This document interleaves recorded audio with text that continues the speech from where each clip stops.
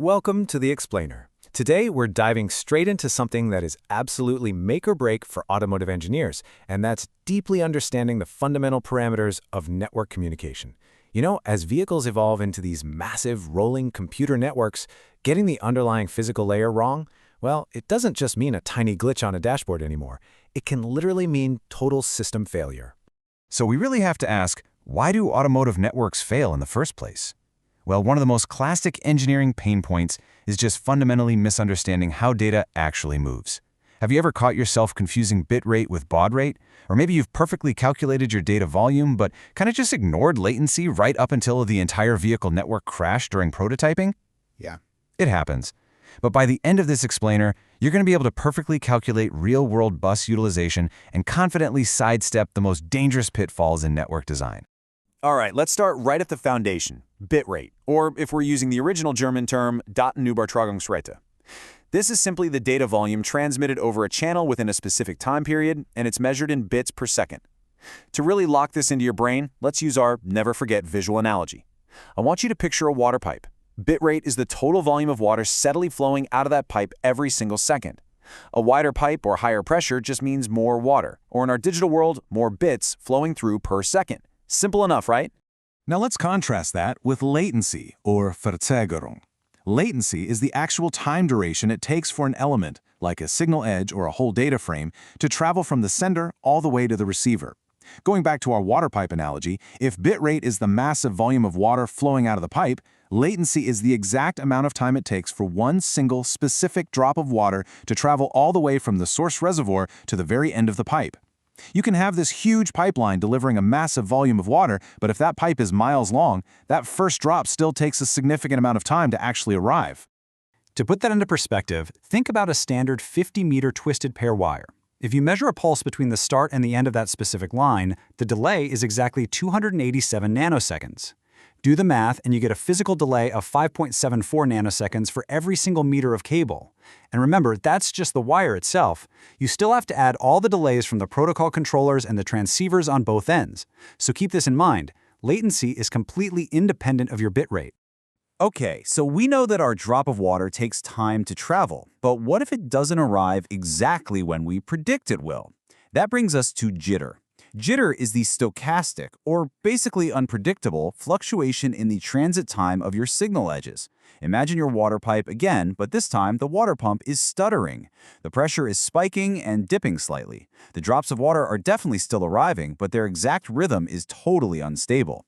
As you can see, you might have an ideal, perfectly timed signal, but jitter creates this band of variance where signal edges arrive slightly earlier or later than that perfect timing.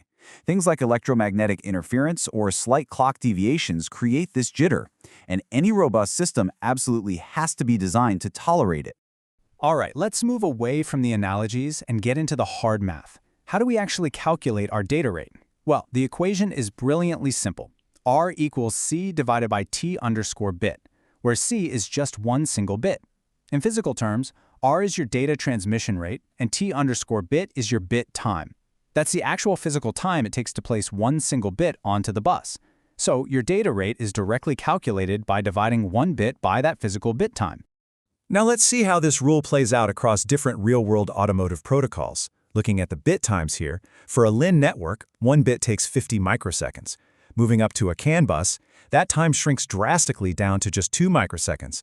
And then for FlexRay, it plunges all the way down to an incredibly fast 100 nanoseconds. Because the data rate is inversely proportional to the bit time, having a significantly shorter bit time dictates a much faster network. And boom, here is the massive resulting difference in your standard data transmission rates. Because LIN takes 50 microseconds per bit, its rate is a pretty modest 20 kilobits per second. CAN, taking just 2 microseconds per bit, jumps way up to 500 kilobits per second. And FlexRay, blistering along at 100 nanoseconds a bit, achieves a massive 10 megabits per second. Now what's really cool is how we can take these abstract parameters and apply them directly to a practical, real-world engineering problem. We're going to do a bus utilization calculation right now, straight by the book, so you never get lost in the math when you're out there designing a network. Let's walk through this step by step. Imagine we have a CAN cluster running at 500 kilobits per second. We are sending 1,200 frames every single second, and each of those frames is carrying 8 bytes of payload. Okay, step 1. We calculate the total bits per frame. Based on the standard, a frame with an extended identifier and 8 bytes of payload totals exactly 135 bits. Step 2. We need the total data volume per second, so we multiply our 135 bits per frame by our 1200 frames per second. That gives us 162,000 bits hitting the bus every single second. Step 3. To find the actual utilization, we simply take that data volume, the 162,000, and divide it by our total available bus speed of 500,000 bits per second. Run those numbers, and the math simplifies perfectly down to 0.324, or 32.4%. And there it is. That is exactly how you prove your bus utilization. You isolate the bits, multiply by your frequency, and divide by the total capacity. If you just stick to this rule, you will always know exactly how much breathing room your network actually has left. Okay, now we have to talk about the ultimate gotcha. This is the pitfall that trips up countless engineering students and honestly, even seasoned professionals. It's the highly dangerous assumption that baud rate and bit rate are always the exact same number. Let me be clear, they are not. Bit rate is the number of bits per second. Baud rate is the number of symbols transmitted per second. Now, if one symbol equals 1 bit, sure, they match. But what if they don't? To see how easily you can fall into this trap, imagine a system that uses 4 distinct voltage levels instead of just a simple high and low. Because you have 4 distinct states, each specific voltage level, meaning each symbol, can actually represent 2 bits. For instance, the lowest level represents 0, 0, the next step up is 0, 1, and so on. This means a single symbol is carrying 2 entire bits of information. Because of that, your bit rate is literally double your baud rate. You can never just assume a 1-to-1 ratio without checking the physical layer encoding first. So we absolutely need to lock these fundamentals in. Let's do a rapid-fire recap to anchor these concepts in your long-term memory.